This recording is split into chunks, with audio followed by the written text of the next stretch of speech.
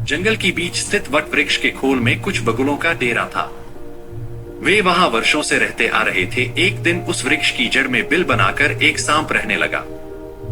जब भी अवसर प्राप्त होता वह बगुलों के बच्चों को मारकर खा जाता। अपने बच्चों के मारे जाने से बगुले बड़े दुखी थे।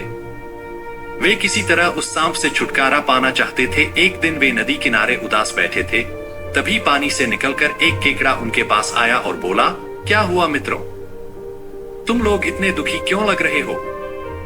क्या मैं तुम्हारी कोई सहायता कर सकता हूं? दुखी बगुलों ने अपनी समस्या केकड़े को बता दी। केकड़ा दुष्ट था। उसने मन ही मन सोचा, ये बगुले मेरे परम शत्रु हैं।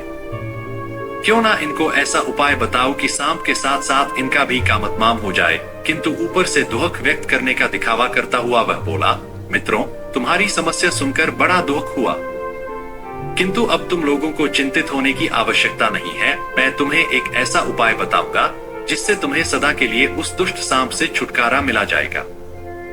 केकड़े की बात सुनकर बगुले प्रसन्न हो गए और बोले, तो फिर देर न करो मित्र और शीघ्र हमें वह उपाय बता दो। तुम लोग कहीं से मांस के टुकड़ों की व्यवस्था करो।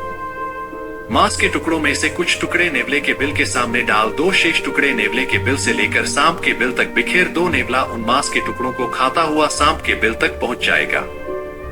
सांप और नेवले जन्म जन्मांतर के बैरी है। नेवला सांप का कामतमाम कर देगा और तुम लोगों को सांप से सदा के लिए छुटकारा मिल जाएगा। बगुले शीघ्र सांप से छुटकारा पाना चाहते थे।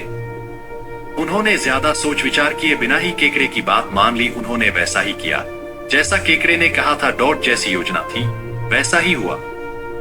नेवला मांस के टुकड़ों को खाता हुआ सांप के बिल तक पहुंच गया और सांप को मारकर खा गया।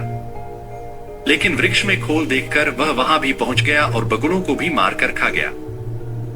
बगुलों के जल्दबाजी में केकड़े की योजना के दुष्परिणाम के बारे में विचार नहीं किया और मूर्खता कर दी थी, जिसका फल उन्हें अपनी जान से हाथ धोकर चुकाना पड़ा।